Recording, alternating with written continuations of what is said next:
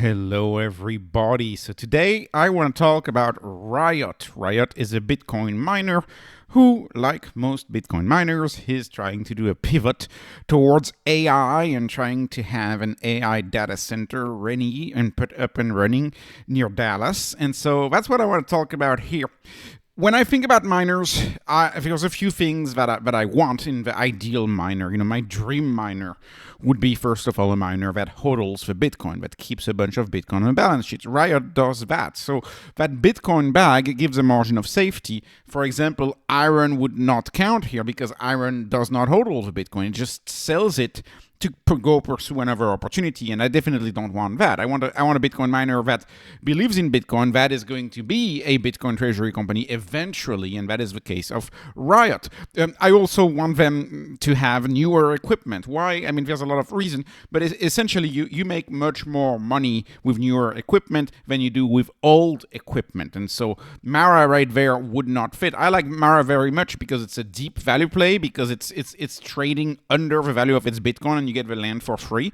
And I think Mara is a deep value play, but I also know that Mara doesn't have the newest equipment, and so they don't make a lot of money on their mining. The dilution to mine is not as effective on Mara as it is on a miner like Riot, where they dilute to pay the bills to mine, and when they do that, they can mine the Bitcoin more profitably, although Riot has also started getting some proceeds from the Bitcoin in order to lessen the dilution. There's been a lot of talk against the dilution in the Bitcoin mining space recently, and so a lot of them are not diluting as much as I would like, but I'm the only one who sees why dilution works. Dilution works because you can mine the Bitcoin for cheaper with money on which you don't pay taxes, with money that you diluted, right? That's the whole MicroStrategy playbook. Anyways, Riot follows a little bit that MicroStrategy playbook. And of course, the last thing is I want them to have valuable property. And valuable property, for example, that would not be the best fit with CleanSpark, because CleanSpark has a lot of property that is scattered in small towns, and even though that's fine for Bitcoin mining, that's not very good. These lands are not being very good for AI HPC business, because for the AI HPC business, you need to have fiber, you need to have access to great internet connection, and you need to be close to population centers. And so the properties of CleanSpark, even though the power is cheap, they're not close to the population centers. And this is where Riot actually seems to be a best fit because of their Corsicana site, and I'll get to that in a second, to the Corsicana site. So let's talk about a little bit more about Riot here. So Riot, a few things I want to say. First of all, they've grown hash pretty darn fast, but they're about done with growing the hash. It flattens. It has flattened, and that is good if you're trying to do a pivot. They are now in harvest mode of the mining operations. That's point number one. Point number two, of course they have diluted, but what did I tell you earlier? I said I'm fine with a dilution. That doesn't bother me. Dilution should not bother anybody who invests in a Bitcoin treasury company, because dilution is how you accrete.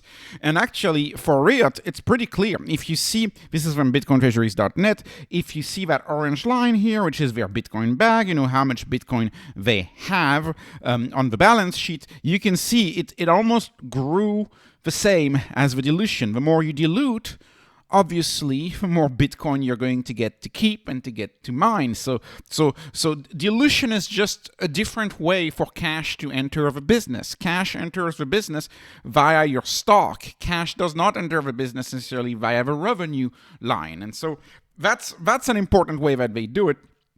And of course, what I love very much about Riot is, well, let's begin with that. The NAV multiple is 1.7, so the dilution is still accretive.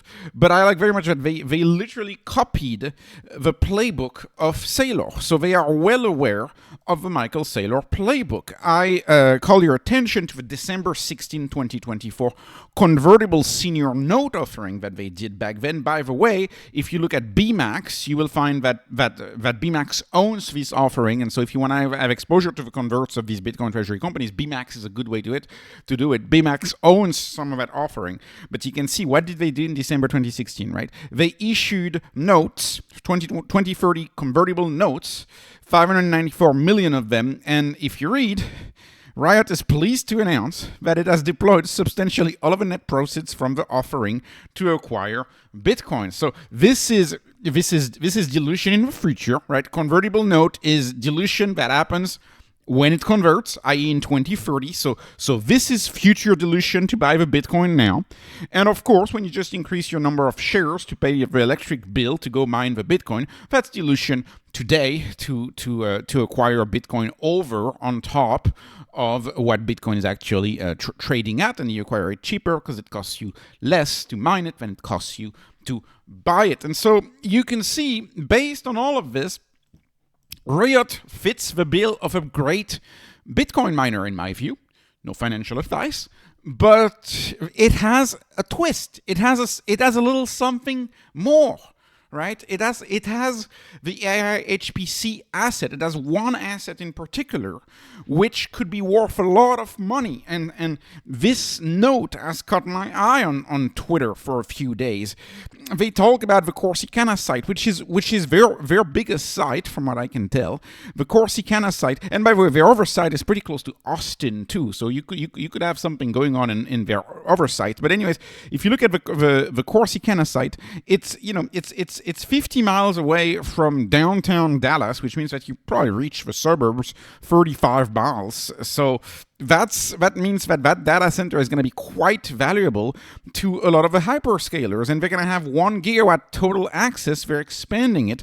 So you could have a pretty major customer lease that site, and then you would get a company, Riot, which would start being compared to, of course, the CoreWeaves and the Nebius of the world. And that's kind of a dream of all of the Bitcoin miners. They want to be compared to the Nebius and the CoreWeave, especially CoreWeave, right? They want to be compared to the CoreWeaves of the world. And they've put a lot of resources and a lot of energy trying to convert that large site near Dallas into something an hyperscaler could want, and something an hyperscaler could want for inference workloads, not training workloads. And the bulk of the AI data centers in the future, that's going to be inference workloads and not training. Training can be done remote, right? Training, you don't need to be close to a city.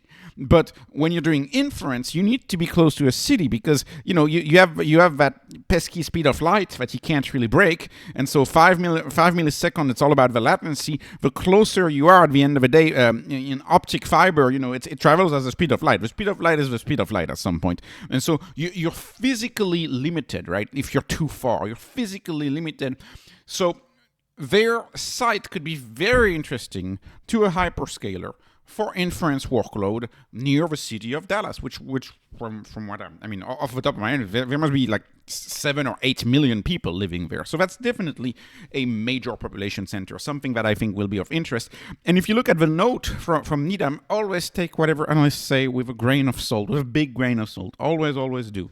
But if you look at it, they say that if there's a lease, in a hypothetical lease situation, they believe that this site alone could contribute $12 to $16 to the share price, but they don't include it in the model. It's not included in the model. So their price target, $15, does not include the potential success, maybe, of the AI HPC initiative.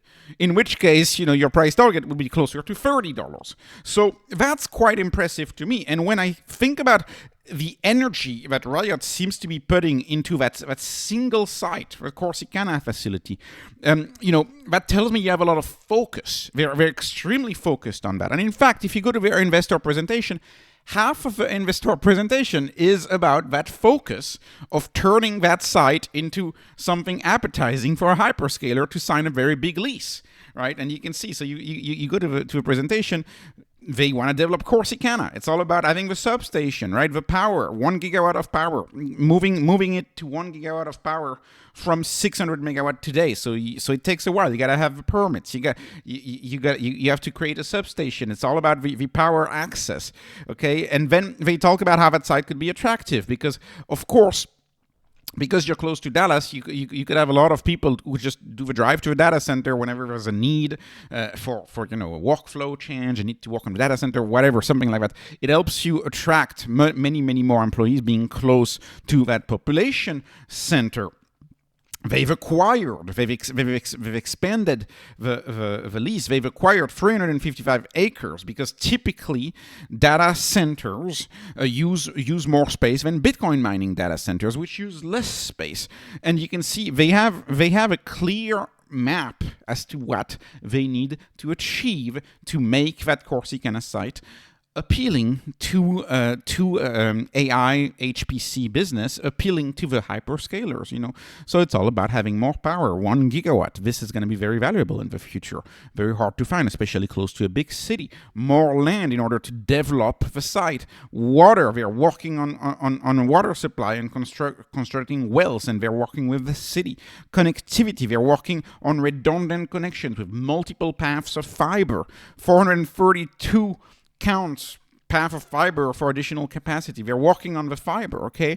The building and the equipment, they want to leave it up to whoever the tenant is going to be. So they're not working on that just yet. And then they're working on constructing the facilities and installing all of the different things. They seem to be laser focused on having that one shot, that data center shot, give a major boost to the stock price. And so if they succeed, I see this as a lot of asymmetry. If they don't succeed, I see the Bitcoin miner as a no-brainer, and I like it very much. So the way I look at this is there's margin of safety because of Bitcoin hodling bag, because they've done the BTC treasury company strategy, right, where they did the convertible debt, because they just mine the Bitcoin accretively with newer machines and cheap electricity. So it checks so many of the boxes that a Bitcoin miner should check, just like CleanSpark. CleanSpark does that too. But it has that plus, and that plus is this big data center shot, And I believe when I look at the price of Riot, I believe that data center shot, moonshot, let's call it, which doesn't look like a moonshot anymore, quite frankly. It looks like they're well on their way. But that data center is like the icing on the cake. It's the little plus that makes Riot a winning stock, in my view. And so I like it very much right now. And of course, my buy updates and everything are on Patreon if you want to know what I'm doing with this one. So anyways, this was not investment advice, not financial advice. This is only entertainment. Please like, please subscribe, follow me on Patreon, follow me on X. Thank you so much for watching, and have a wonderful, wonderful day.